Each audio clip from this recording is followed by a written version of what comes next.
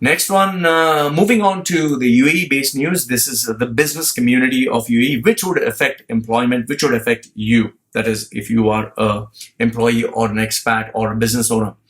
The first one is, this one has been making rounds, and I got this message from a gentleman who sent me a WhatsApp message with this link stating that, bro, make a video on this because the owner of the hospital is Mr. Shabir.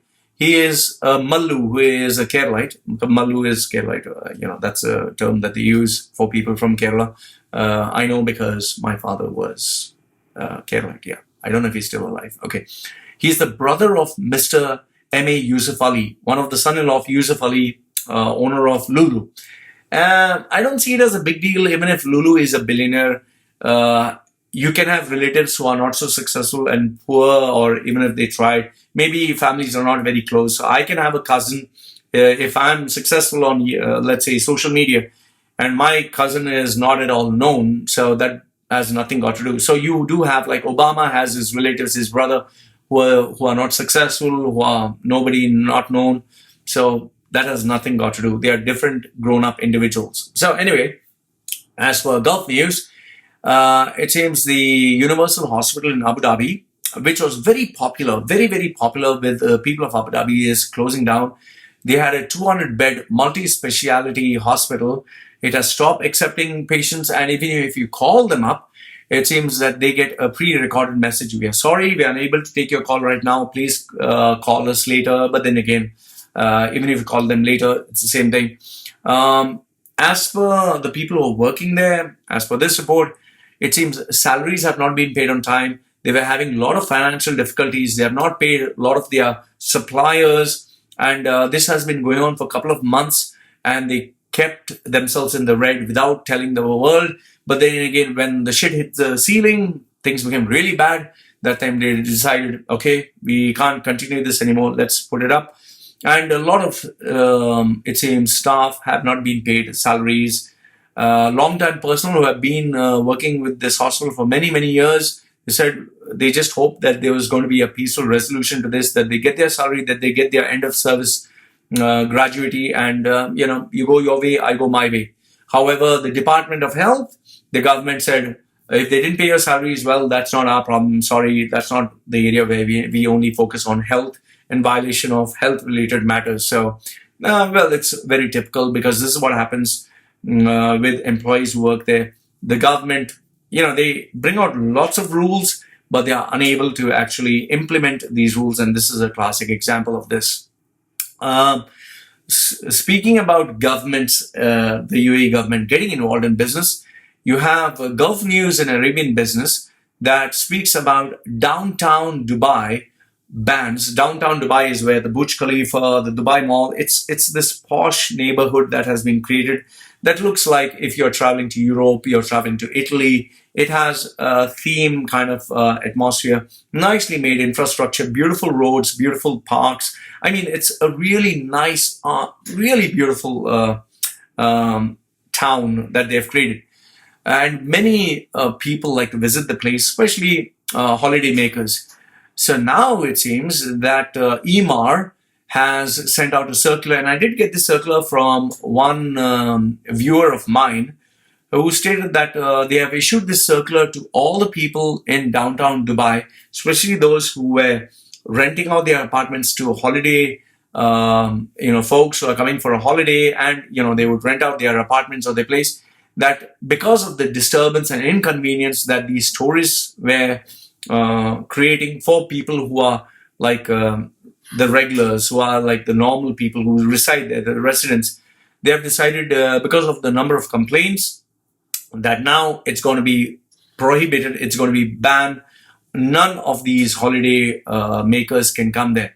Now, according to Vinayak Mahtain, CEO of B&B Middle East, an operator, he said, we don't consider a notice from the developer, we don't consider notice from Emaar a legal document that forbids us from short-term rental.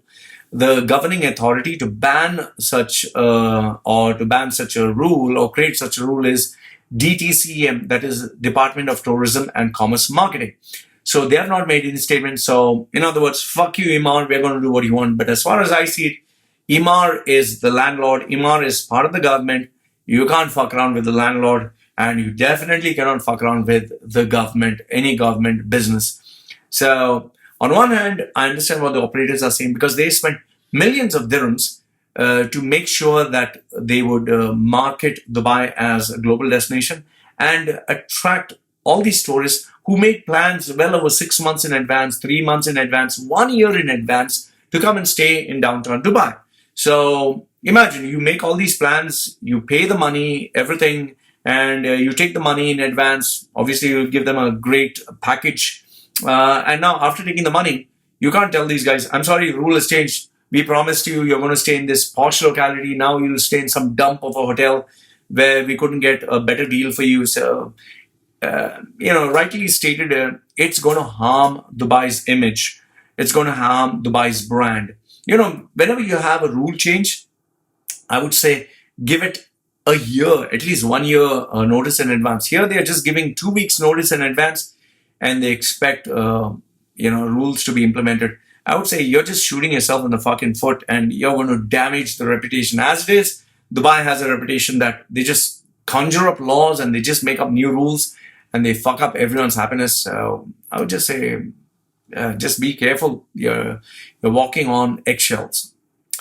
Next one, this one is Bloomberg. This is a video where the Nakeel chief, I think, commercial officer, Akil Kazmi, he speaks about the government plans to set up a committee to balance property supply and demand. I find whatever he's saying, he's a well-articulated, very smart gentleman, obviously well-educated. But, this is my thinking. You have more houses than you need. You have much more to supply. And the demand is dwindling down. The demand is dying down. The market is moving into being cautious. People are not spending. So you can be the most smartest guy. You can come down from Harvard. You can be very well articulated, very intelligent. But people are not going to spend money. People are also smart. They're not dumb.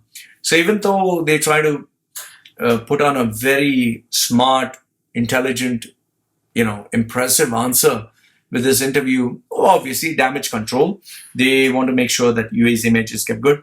You cannot control market factors. They are not under your control. And I would say that if Nakeel is talking about damage control, I'll give you checkmate. What about Palm Island 1, 2, 3? Only Palm Island 1 is done. 2 and 3 is not done. And you took money for it. What about waterfront? 750,000 houses, I remember. 750,000 houses in the water, villas. What happened to the world? The map of the world. You took billions and millions from people. What happened to that? So you're not able to deliver all this. And you're still talking that you're going to control market demand and supply. It's like saying, I'm going to control the weather with my brains. I'm going to control the weather. Yeah, rubbish.